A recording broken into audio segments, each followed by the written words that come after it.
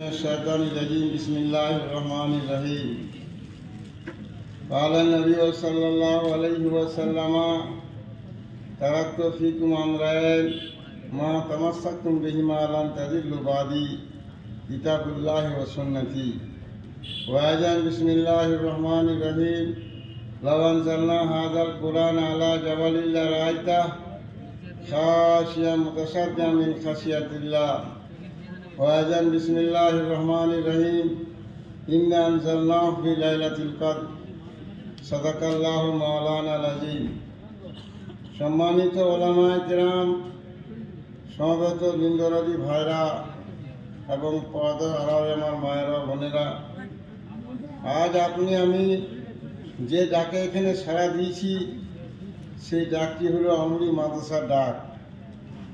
পৃথিবীতে যত ডাক ধর্মীয় ডাক হয়ে থাকে, মাদ্রাসার পক্ষ থেকে হোক, মসজিদের পক্ষ থেকে হোক, কিংবা কোনো খানকার পক্ষ থেকে হোক, সমস্ত ডাক কিন্তু আল্লাহর ডাক। কথা বুঝলাম না? জি। এই বোঝাটা যদি আমরা বুঝতে না পারি, দিনের কাজে আমরা অনেক আবেগ অভিমান জাগিয়ে দেব, যা ইসলামের জন্য বিরাট ক্ষতিকর, দুর্দান্ত ক্ষতিকর। তো মহতরম বুজুর্গ দোস্ত ভাইরা, আমরা এখানে যে কোনো লোকের নাম দেখছি সিস্টেম, ভারতীয় সিস্টেম। মাদ্রাসা করতে গেলে জায়গা কারো নামে রেজিস্ট্রি হতে হবে, মাদ্রাসার পক্ষে অমুক, মসজিদের পক্ষে অমুক, খানকার পক্ষে অমুক, ক্লাবের পক্ষে অমুক, তাই তো নাকি? সিস্টেম, সেই সিস্টেম যদি ধর্মীয় সিস্টেম হয়ে থাকে, তো মহতরম বুজুর্গ দোস্ত ভাইরা, সেই সিস্টেম কিন্তু আল্লাহ দেওয়া সিস্টেম। কোরআন স্পষ্ট বলছে, যখন তোমাদের কাছে কোনো ডাক আসবে আর সেই ডাকটা আল্লাহর এবং আল্লাহ রসুলের ডাক হয়, তোমরা মেনে নাও, ইনকার করার জায়গা নাই। কালকে আমার মাদ্রাসা জিকিরে মসজিদ ছিল, এই সুযোগে একটা কথা বললাম যে দিনের কাজে যদি কেউ খোসামদি করে, সেই খোসামদকারী ব্যক্তিটি পাহাড়ের মতো নেকির অধিকারী হবে। আর যদি কেউ আবেগ অভিমান করে যে আমাকে ডাকুক তবে যাব, ভুল হয়ে যাবে। কারণ এই ডাকটা তো আল্লাহর ডাক।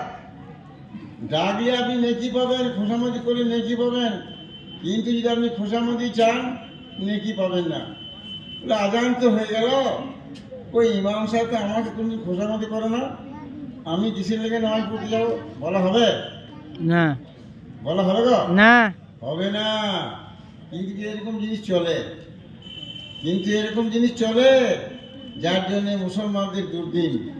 এই দেশে মুসলমানদের দুর্দিনের কোনো রাস্তা ওলামায়ে দেওবন্দ রেখে যায় নাই, কিন্তু তবু কেন এলো 51,500 হাফেজ এবং মৌলভী এই দেশকে স্বাধীন করার জন্য আত্মবলিদান দিয়ে গেলেন।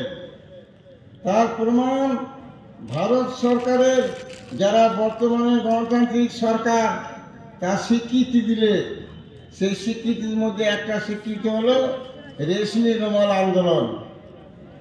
ডাক টিকিট ছাপা হলো রেশমির আন্দোলনের রুমালের ওপরে, আর দিল্লি বিজ্ঞান ভবনে সেই টিকিট বিলি করা হলো ফ্রিতে। আমরা সেখানে গেছিলাম। আবার একটা টিকিট চালু করা হলো, মাদানী টিকিট।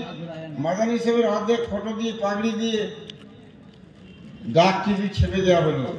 প্রমাণ করে দেখালো সরকার, হে দেওবন্দি ওলামারা, তোমরা দেশের জন্য আত্মবলিদান দিয়েছ, দেশ তার স্বীকৃতি দিলে। এরপরে আমার ভাইরা, আমরা সবাই দেখতে পাচ্ছি দেশের অবস্থা কি। কাল অমুক জায়গায় মসজিদ ভাঙছে, পরশু অমুক জায়গায় মন্দির তৈরি হচ্ছে মসজিদের জায়গাতে। মুসলমানদের কাছ থেকে তালাকের মশলা কেটে দিচ্ছে, আরো কিছু কাটছে, এবং এখন ওয়াকফ সম্পত্তি কাটছে। কারণটা কি? এই কারণটা এই যে মুসলমানরা তারা নিজেদের ঐতিহ্য থেকে সরে গেল। মুসলমানদেরকে আল্লাহ সুবহানাহু ওয়া তাআলা যে জায়গা করে দিয়েছিলেন, সেই জায়গা থেকে মুসলমানরা সরে গেল। নবীজি সাল্লাল্লাহু তাআলা আলাইহিস সালামের যে হাদিসটা আমি পড়লাম, সে হাদিসটিতে নবীজি সাল্লাল্লাহু আলাইহি ওয়াসাল্লাম সারা বিশ্বের মুসলমানদেরকে চ্যালেঞ্জ করে বললেন, শোনো, তোমরা নিজেদের ঐতিহ্যের উপরে টিকে থাকবে। কতক্ষণ টিকে থাকবে? যতক্ষণ আমার দেওয়া দুটো জিনিসকে মেনে নেবে। একটা হলো আল্লাহর কিতাব, আর একটা হলো আমার সুন্নাত। সবাই মেপে দেখুন আমরা আল্লাহর কিতাবকে কতটুকু মানতে পেরেছি। আজকে বর্তমানে দেখুন সব চাইতে বড় ভিখারি কারা? মাদ্রাসার মৌলবীরা। এ মুখে কি ভিক্ষা, তার পেট ভরলো না, মাইকের মাধ্যমে ভিক্ষা করতে লেগে গেল। বহু মানুষ আমাকে ফোন করে, বলছি আপনি বহুদিন বিচরণ করলেন, এখন আপনার বাক শক্তি রয়েছে, সমাজে খানিক বুঝান। এ দেখেন সকালবেলাতেই চারটে মাস থেকে লোক চলে এলো মাইক আদায় করতে। ভাবতে পারছেন কি পারছেন না? এটা কেন হলো? পৃথিবীতে বহু মিশন ছিল তো, মুসলমানদের মিশন। সেই মিশনের শিক্ষকরা কি চাইতে যায়, চাঁদা করতে যায়, চেক নিয়ে যায়, কিন্তু এদেরকে যেতে হয় বাধ্য করে। এর কারণ একটাই, আল্লাহ পাক তাবারাকাল্লাহ বলেছেন কোরআন শরীফে, লা ইউকাল্লিফুল্লাহু নাফসান ইল্লা উসাহা। শোনো বিশ্ব মুসলমানরা, আমি কোনো মানুষকে তার দায়িত্বে চাইতে, তার ক্ষমতা চাইতে দায়িত্ব চাপাই না। এই আজটা কোন জায়গাতে লাগাবে না লাগবে না?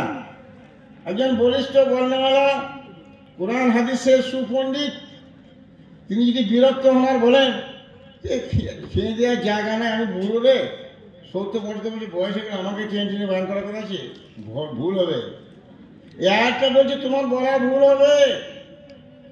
আমি আল্লাহ তোমার বাক শক্তির যোগ্যতা মানুষের কাছে আগে প্রমাণ করেছি, তারপরে মানুষের কানে কানে জাগিয়েছি যে তোরা যা জিকে ডাক। ঠিক তেমনি লাগার মাস সাথে এই এলাকার মানুষের কাছে আল্লাহ তাআলা প্রতিষ্ঠান চালাবার মতো যোগ্যতা আগে দিয়েছে, তারপরে পরে কারো মনে জাগিয়েছে এখানে মাদ্রাসা করার অসুবিধা হবে না। কিন্তু আমরা কি কখনো ভেবেছি? এটা ভাবি নাই। বর্তমানে ওলামায়ে কেরামরা সাদিকে হারিয়ে দিলেন। সারা টহলিগিরি করতো রোজার মাসে, ওই মাসিক ভিক্ষা করতে আসতো, প্রতিদিনই কেউ আসতো, এখন আর আসে না। আপনাদের এলাকাটা একটু খুব গেনিগুলো ধরেছে, খুব কাছের লোক বলে, হারিয়ে একটা মাস থেকে মাসে 4 বার আদায় করতে আসছে আমাদের গায়ে। পড়াই কত ছেলেদের পড়াশোনা কি করে হবে ভাবুন। সাধারণ লোক, জেনারেল শিক্ষিত লোক বলছে, আমি দেখলাম একটা মাদ্রাসাকে 4 বার এলো আমাদের গ্রামে চাঁদা করতে। তো এত যদি চাঁদা করবে তো পড়াবে কখন? ছেলেগুলো মানুষ কি করে হবে? এলাকার লোকদেরকে ডাকুক, ডাকার পরে মশারা করুক, তারপরে বলুক যে আমাদের এই এলাকাতে আমরা 50টা ছেলে রাখতে পারবো। কেবলমাত্র আমাদেরকে খবর দেবেন না, জমা দিনে যাবেন, তবেই তো পড়াশোনা হবে। মহতরম বুজুর্গ দোস্ত ভাইরা, আশ্চর্য হয়ে যাবেন। আজ তো বাচ্চারা মানুষ হচ্ছে না, রেশম রেওয়াজ চলছে। আর আগেকার জামানায় নারীরা পণ্ডিত হয়েছেন, নিজের জীবনে সব জায়গাতে কোরআন দিয়ে কথা বলেছেন। বহু জায়গাতে আমি ওই ঘটনাটা শুনিয়েছি, যেহেতু আজকে দশমান দিয়ে হবে কোরআন শরীফের, তাই সেই মর্ম ধরেই আমি ঘটনাটা সামান্য করে বলছি। অনেক লম্বা চড়া ঘটনা, গোটা বলতে গেলে দেখে আসতে হয়, তারপরে সময় করে 1 ঘন্টা লেগে যায়। অতক্ষণ তো আমি বলবো না, বলতে পারবো না। দাঁত তোলা আছে, কেউ 4 দিন আগে দাঁত তুলেছি। আজকে কত মাদ্রাসা, এই বীরভূমে তো একটা মাদ্রাসায় দৌড়া হতো না, 4টে মাদ্রাসায় দৌড়া হয়। নবগ্রামে দৌড়া হয়, 21 দৌড়া হয়, শিউড়িতে দৌড়া হয়, শ্মশানে দৌড়া হয়। আমরা যখন পড়েছি মাত্র 4টে মাদ্রাসা। কটা মাদ্রাসা গো? 4টে। নম্বর 1 হুড়িশা, নম্বর 2 শিউড়ি, নম্বর 3 খণ্ডগ্রাম, নম্বর 4 নবগ্রাম। 4টে মাদ্রাসা। আমরা পড়তে পড়তে আবার দুটো হলো, একটা হলো নেচুড়ি আর একটা হলো কুইঠে, 6টা। এখন আর গুনতে পারবো না। কিন্তু আমি যদি এই এলাকার মানুষদেরকে জিজ্ঞাসা করি, এত মাদ্রাসা, বড় বড় মাদ্রাসা, একটা মৌলবীকে দাঁড় করাও যে মৌলবীটা মরহুম মৌলানা আব্দুল সামাদ সাহেবের কাজগুলো করে দেবে, দাঁড় করাতে পারবেন? এটা বলছেন না কেন? জি, অনেকে দেখেছেন সামাদ সাহেবকে, কিন্তু বলি মৌলানা আব্দুল রহমান সাহেবকে দাঁড় করান, দাঁড় করাতে পারবেন? কিন্তু বলছেন না কেন? না। যদি বলা হয় মুফতি সাহেবকে বেছে বেছেন দবির সাহেব, ওনার জায়গা থেকে দাঁড় করে দাও, দাঁড় করাতে পারবেন? তখন তো এত বড় মাদ্রাসা ছিল না, কিন্তু এত মহান মহান ব্যক্তি কেন পয়দা হলো? মানুষের মধ্যে চেতনা ছিল, মানুষ চেয়েছিল যে আল্লাহ আমাদের কাছে ওরকম মানুষ দাও, আল্লাহ পাঠিয়েছেন। তো যাই হোক আমার ভাইরা, এখন এত যে ব্যবস্থা, তখন কিন্তু এত ব্যবস্থা ছিল না, মক্তবের ব্যবস্থা ছিল। সেই মক্তবের মাধ্যমে সবাই শিক্ষা করতেন। মক্তব শিক্ষিত একজন নারী, যার নাম হলো উম্মে ইয়াহইয়া। কি নাম বললাম ভাই? উম্মে ইয়াহইয়া। উনি হজ করতে গেলেন। এই ঘটনাটা বয়ান করছেন কে? দর্শনটা বলছেন কে? বলছেন হযরত আব্দুল্লাহ ইবনে মুবারক, যিনি হানাফি মাযহাবের মুহাদ্দিস ছিলেন এবং বিখ্যাত মুহাদ্দিস। 3 লাখ উনি হাদিস মুখস্থ রেখেছিলেন। বলুন সুবহানাল্লাহ। 3 লাখ হাদিস উনি ঠোঁটস্থ বলতে পারছেন, যেমন হাফেজ সাহেবরা 30 পারা কোরআন শরীফ বলতে পারে। উনি বলছেন আমি হজ করলাম, হজ করার পরে যখন ফিরে আসছি তখন দেখতে পেলাম পাহাড়ের ধারে ঢাকা কি একটা পড়ে আছে। মনে করলাম খুলে দিই, আবার মনে মনে ভাবলাম যদি ঢাকার ভিতরে, ওড়নার ভিতরে কোনো নারী হয়, পর্দাহানি হয়ে যাবে, আমার গুনাহ হয়ে যাবে। এটা বুদ্ধি খাটালাম যে জোরে আসসালামু আলাইকুম বলে দিই। যদি উত্তর আসে বুঝতে পারবো ওটা মৃত্যু না জীবিত, আর যদি উত্তর আসে বুঝতে পারবো ছেলে ওটা মেয়ে নয়, তাহলে কথা বলবো। বুঝতে পারেন না? পারেন না? বলছে আসসালামু আলাইকুম, তখন লড়তে লাগলো। মনে করলাম এটা মৃত্যু নয়, জীবিত। আসসালামু আলাইকুম বলার পরে, লড়ার পরে বলছে আউযু বিল্লাহি মিনাশ শাইতানির রাজিম ওয়া সালামুন কাওলাম মির রাব্বির রহিম। দেখেন এই আয়াতটাতে সালাম রয়েছে, রয়েছে না? সালামুন কাওলাম মির রাব্বির রহিম, তোমার প্রতিপালকের তরফ থেকে শান্তি বর্ষণ হোক। সালাম শব্দ রয়েছে। এই আয়াতটা পড়েই, সালাম বহনকারী আয়াতটা পড়ে বলছে ও আলাইকুম সালাম। হযরত আব্দুল্লাহ ইবনে মুবারক বলছেন চমকে গেলাম, এবার কি জিনিস? এটা মৃত্যু তো নয়, নারী। আমরা সালাম বললে ও আলাইকুম সালাম বলবে, তাই তো নাকি? না অন্য কিছু বলবে? জি। কিন্তু ও আলাইকুম সালাম সরাসরি বললো না, কি বলছে? ও সালাম কাওলাম মির রাব্বির রহিম, ও আলাইকুম সালাম বললে। সালাম বহনকারী কোরআনের একটি আয়াত পড়লে তারপরে বলছি ও আলাইকুম সালাম। বিরাট বড় পণ্ডিত, সূক্ষ্ম তত্ত্ব ধরে ফেললেন। যে মেয়েটি কোনো সাধারণ মেয়ে নয়, বহুত কোরআন হাদিস জানিওয়ালি মেয়ে। সালাম বহনকারী তেলাওয়াতের মাধ্যমে আমাকে উত্তর দিল, তাকে উল্টো পাল্টা প্রশ্ন করা হোক। মুহাদ্দিস বলছেন আমি তো জিজ্ঞাসা করলাম তুমি এখানে একা কেন পড়ে আছো, তোমার সাথীরা কই? আর রাত করতে শুরু করে দিলে। ধ্যান দিয়ে শুনবেন, মুখস্থ না রাখতে পারলে শুনবেন। দেখেন আগেকার যুগে নারীরা কত কোরআন বুঝেছিল, এখন তো ছেলেরা বোঝে না, মৌলবীরা বোঝে না। কি বুঝলেন? পড়লেই হলো। এমন এমন বক্তা নিয়ে আসছে, শুধু একটা হাদিস পড়ছে, বুঝলেন? বলছে আর একটা শোনো, আর একটা শোনো। তারপরে আমাকে বাড়ি দিয়েছে, বলে আর তোমরা বক্তা পাও নাই, এই আর একটু শোনো, আর একটু শোনো। এই করে তো সারা রাত পেরিয়ে যাবে। কিন্তু 5 ঘন্টা 6 ঘন্টা বলে দিবে। ও তাকিয়ে তাকিয়ে দেখে আমাকে, কি বলি আলিয়াতে কলিয়া ঘাটা বলবি, তাকিয়ে তাকিয়ে দেখলি, তুই দেখলি। হক কথা বলতেই হবে। সব চাইতে হক কথা বলার বেশিরভাগ প্রমাণ হলো সামনে বলে দাও, আর তা না করতে পারো মনে মনে ঘৃণা করো। বুঝা শিখাচ্ছে না? জি। 1 নম্বরের প্রতিবাদ সামনে সামনে প্রতিবাদ করে দাও। মান রাআ মুনকারান ফালিয়াগাইয়িরহু বিয়াদি। হযরত মাওলানা সালমান মুন্সি বলে এসেছিলেন, নবগ্রামে অনেকে আপনারা গেছিলেন। কি বললেন? ইমামে বুখারী রাহমাতুল্লাহ চিরকালের জন্য লিখিতভাবে একটা গোষ্ঠীর কাছে দোষী সাব্যস্ত হলেন, সেটা হলো জামিয়া আহলে কোরআন। উনি বুখারী শুরু করলেন ইখলাস দিয়ে, আর বুখারী শেষ করলেন প্রতিবাদী ভাষা দিয়ে। ভয় করলেন? চিরকাল লেখা যাবে। হক কথা বললে যদি ছোট হওয়া যায়, পৃথিবীর মধ্যে সবচাইতে বড় ছোট ইমাম বুখারীকে বলতে হয়, কিন্তু কই ছোট হলো না।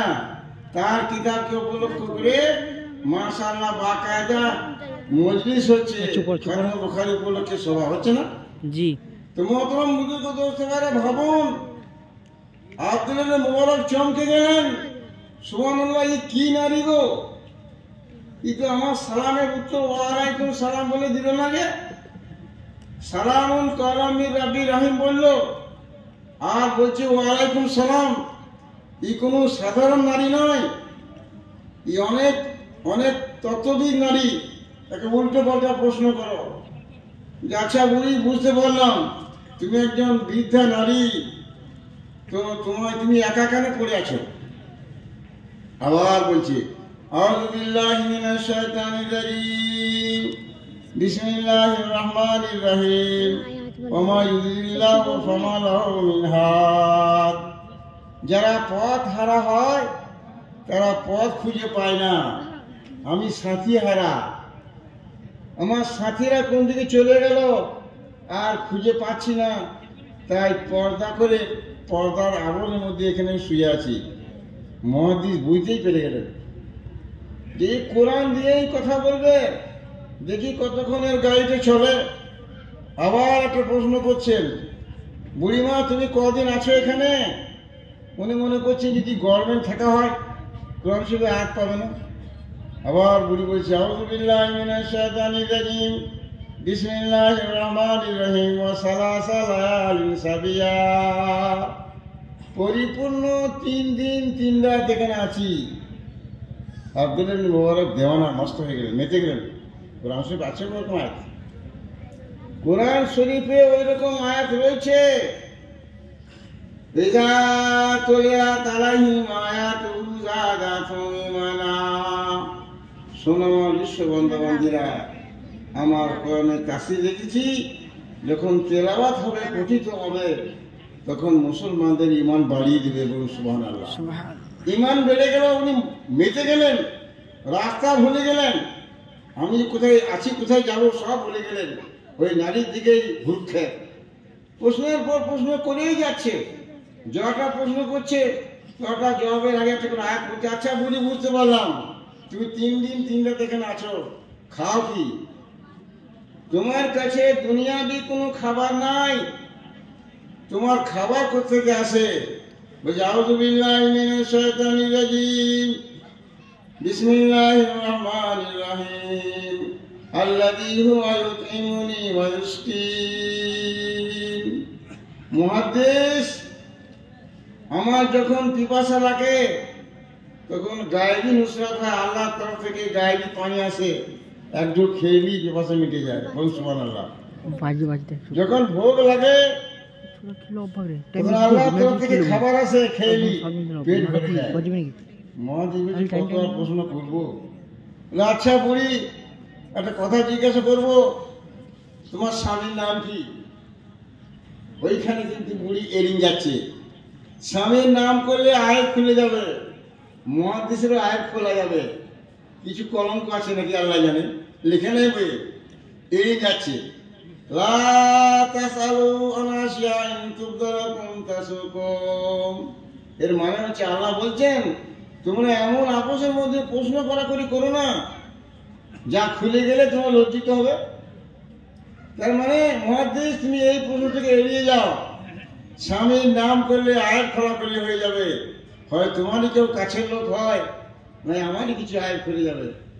বুড়ি বলছে ঠিক আছে বুড়িমা, আমার ভুল হয়ে গেল। বুড়িকে বলছে মুহাদ্দিস, বুড়িমা আমার ভুল হয়ে গেল। আবার আয়াত পড়ছে আউযু বিল্লাহি মিনাশ শাইতানির রাজিম, বিসমিল্লাহির রহমানির রহিম, লা তাসরিবা আলাইকুম ইয়াওমা ইয়াগফিরুল্লাহু লাকুম, আজ তোমার কোনো অপরাধ নাই, আল্লাহ তোমাকে ক্ষমা করে দেবে। মহাদিস বলি, ঠিক আছে বুড়িমা, আর প্রশ্ন করবো না, তুমি আমার ঘোড়াতে চেপে যাবে, আমি আমার সওয়ারি থেকে নেমে যাব, আমার সওয়ারি করে চাপিয়ে আমি আমার সঙ্গে যাবে। তোমার বাড়ি কোথায়, তোমার বাড়ি কোথায়, আমি ঘোড়ার উপর চাপিয়ে নিয়ে চলে যাবো। আউযু বিল্লাহি মিনাশ শাইতানির রাজিম, বিসমিল্লাহির রহমানির রহিম, সুবহানাল্লাযী আসরা বিআবদিহি মিনাল লাইলি ইলাল মাসজিদিল আকসা। বলছি কোথায় বাড়ি, আমার বাড়ি হলো মসজিদ আকসার পাশে। সুবহানাল্লাযী আসরা বিআবদিহি লাইলাম মিনাল মাসজিদিল হারাম ইলাল মাসজিদিল আকসা, মসজিদ আকসার পাশে আমার বাড়ি। মহাদেবের সর্বনাশ, যাও প্রশ্ন করছি সব কোরআন বাইর করছে। আচ্ছা বুড়ি, আমার ঘোড়ায় চেপে তুমি যাবে, আমি নেমে যাচ্ছি। হ্যাঁ না কিছু বললে না। ওমা তাফালু মিন খায়রিন ইয়ালামুল্লাহ, ওমা তাফালু মিন খায়রিন ইয়ালামুল্লাহ। আল্লাহ বলেছেন তোমরা যা ভালো কাজ করো তা আল্লাহ জানে। মহাদেশ, এটা তোমার ভালো কাজ। আব্দুল মুবারক সওয়ারি থেকে নেমে গেলেন, নেমে যাওয়ার পরে খানিক সরে গেলেন। যখন সরে গেলেন তো বুড়ি এত কমজোর, ও চাপতে যেয়ে পড়ে গেল, চাপতে যেয়ে ফসকে পড়ে গেল। তখন বুড়ি বলছে, আচ্ছা মহাদেব বলছে, বুড়িমা আমার উঁটটাকে বুঝিয়ে দেবো, আমি আমার উঁটটাকে বুঝিয়ে দেবো। তখন বুড়ি বলছে, আউযু বিল্লাহি মিনাশ শাইতানির রাজিম, বিসমিল্লাহির রহমানির রহিম, ফাফাহামনা সুলাইমানা। আমি সুলাইমানকে যাবতীয় কাজ শিখিয়ে দিয়েছি, তোমরা তোমার ঘোড়াকে শিখিয়ে দাও। মহাদেশ করলেন কি, ঘোড়ার আগেকার পা দুটোকে বেরিয়ে দিলেন। বুড়ি টুকটুক করে চাপতে গেল, যেমনি চাপতে গেল পাটা আবার ফসকে গেল, ওর ওড়নাটা ছিঁড়ে গেল। মহাদেশ খুব দুঃখ করতে লাগলো, খুব দুঃখ করেছেন, ভুল করলাম আমি, ওর কথা শুনে কেন সরিয়ে এলাম, হাত দিলেই ভালো হতো, পড়তো না। বুড়ি তখন বলছে, আউযু বিল্লাহি মিনাশ শাইতানির রাজিম, বিসমিল্লাহির রহমানির রহিম, ওমা তাফালু মিন খায়রিন ওমা আসাবাতকুম মিন মুসিবাতিন ফাবিমা কাসাবাত আইদিন নাস। মানুষ তোমরা যা কর্ম করো তার ফলাফল তোমাদের কর্মের জন্যই আসে। মহাদেশ, তোমার কোনো ত্রুটি নাই, নিশ্চয়ই আমার কোনো ভুল আছে। তোমার বুজুর্গগ্রস্ত ভাইরা বুড়ি হাতে টেক লাগালেন, বুড়িমা চেপে পড়লো। চেপে যাওয়ার পরে দেখেন কোরআনের কত আজমত দেখেন, বরত্ব দেখেন, ভারত দেখেন।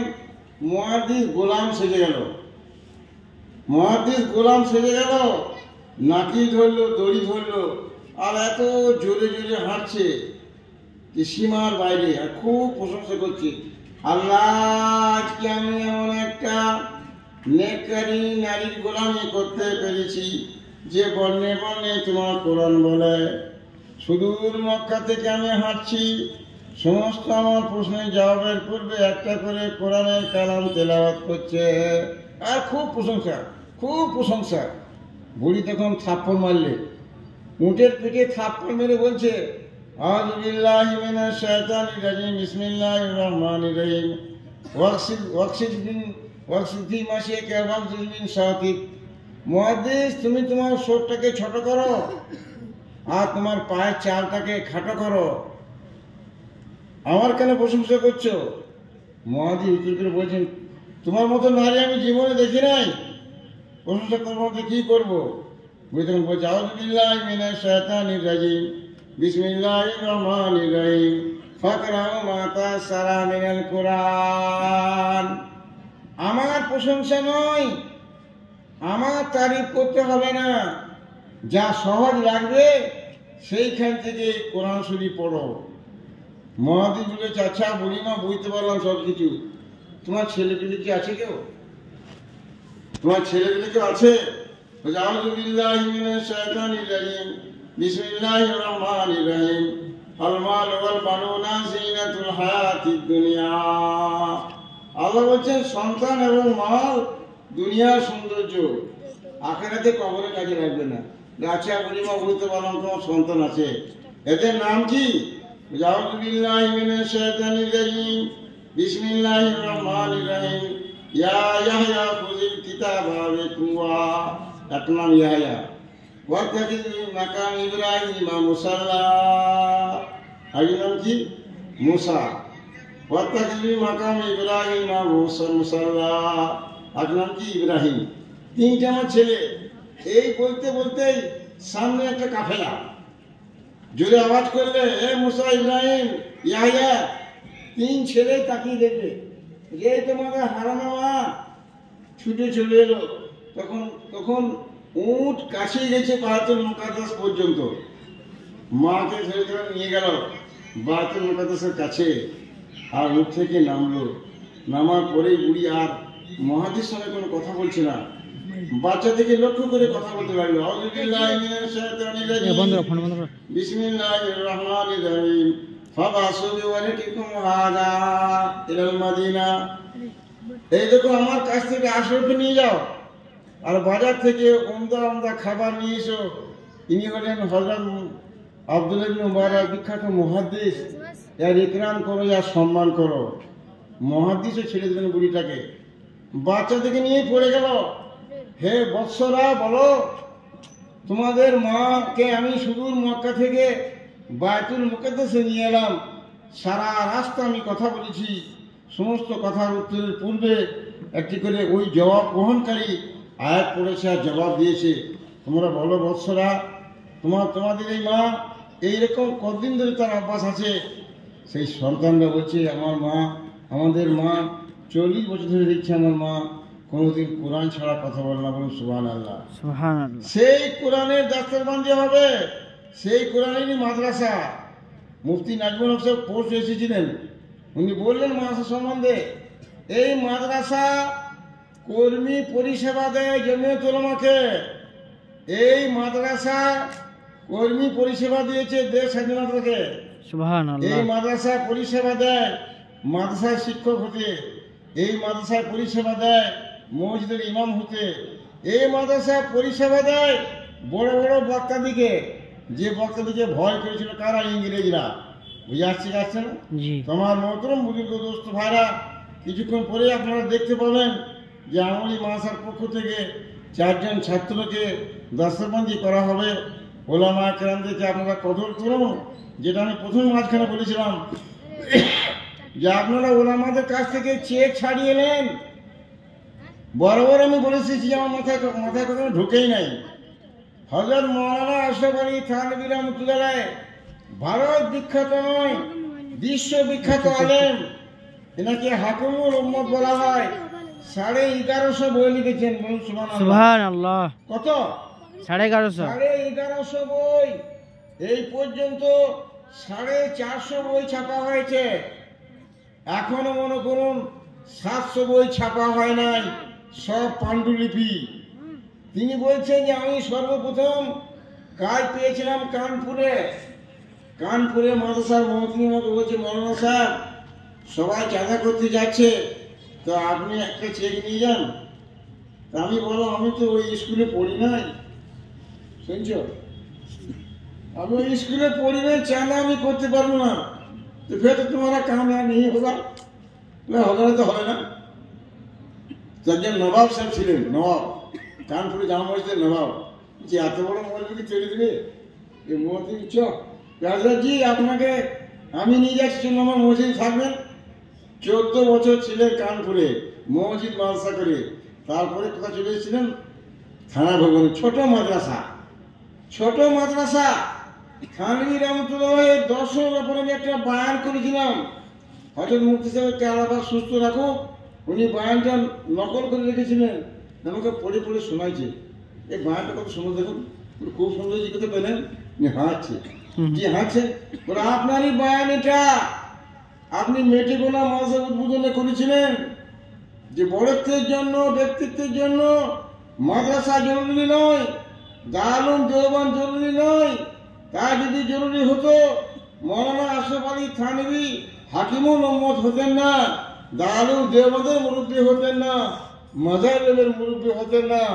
তো মহতরম বুজুর্গ দোস্ত ভাইরা, মাদ্রাসাগুলি আমাদেরকে কিনা পরিষেবা দেয়?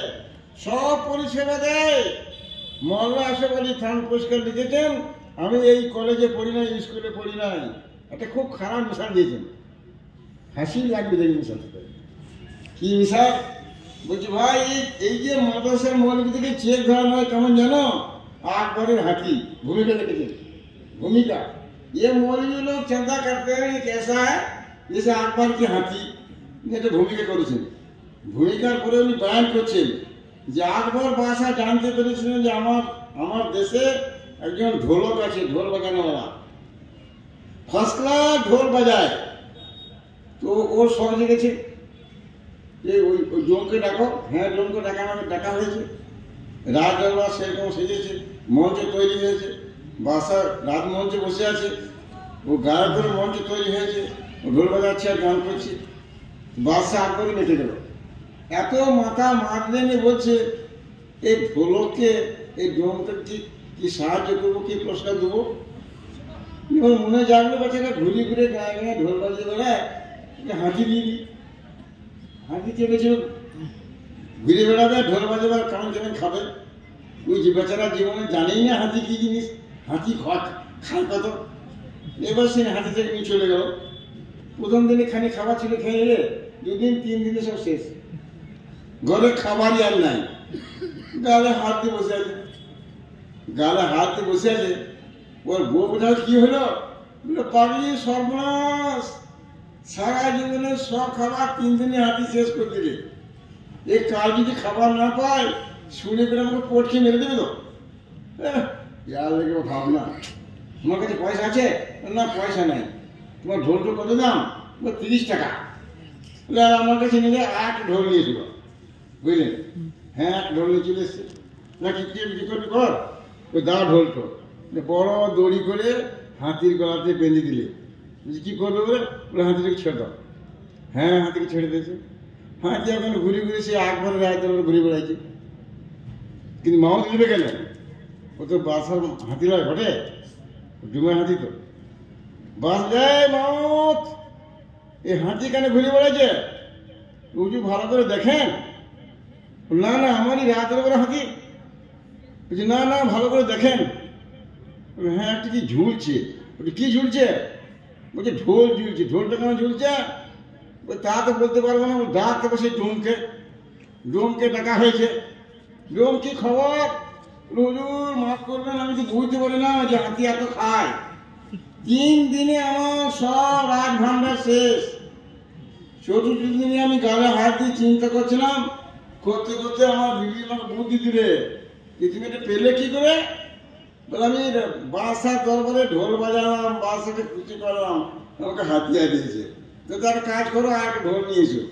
আমার বউ ঢোলটাকে বেঁধে দিলে আমাকে বলতে একটা কাজ করো, হাতি তোকে আমি ঢোল বাজিয়ে পেয়েছি, আমিও ঢোল বাজিয়ে বাজিয়ে খাই, তুমিও ঢোল বাজিয়ে খাও। কে বলেছেন? মোল্লা থানভীর রহমতুল্লাহ। ভাবতে হবে এই দর্শনগুলো আমাদের আকাবিরা কেন বলে গেলেন। আগেই কাজ পড়লাম,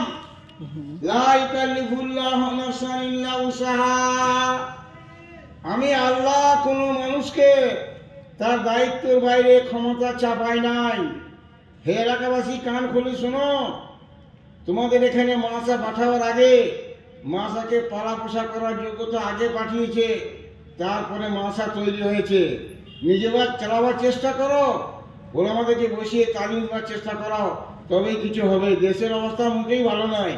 অকাল সম্পত্তি যদি কাড়ে সব টানবে, তখন মোল্লা কাদের সরকার ডাকতে পারবে না। ওই ডিএমের কাছে পারমিশন নিয়ে আসতে হবে যে আমরা জলসা করাবো। সেই জলসাতে মোল্লা কাদের থাকবে বক্তা, মুফতি মোহাম্মদ থাকবে সভাপতি, ওই কারি নজরুল থাকবে প্রধান বক্তা। পারমিশন দিলে তবে করতে পারবে। খানিক ভাবো ভাই, ভাবতে হয়েছে। আল্লাহ আপনাকে আমাকে সকলকে এখানে আসার বসার কবুল করুক। সেই সঙ্গে সঙ্গে যে সমস্ত ছেলেগুলো পাগড়ি হবে তাদেরকে আল্লাহ কবুল করুক। যে সমস্ত বক্তারা এসেছেন তাদের মুখ থেকে আল্লাহ সুবহানাহু ওয়া তাআলা ভালো কথা বলার তৌফিক দান করুক। ও আখিরু দাওয়ানা আলহামদুলিল্লাহি রাব্বিল আলামিন। এবার পাগড়ি তো নাকি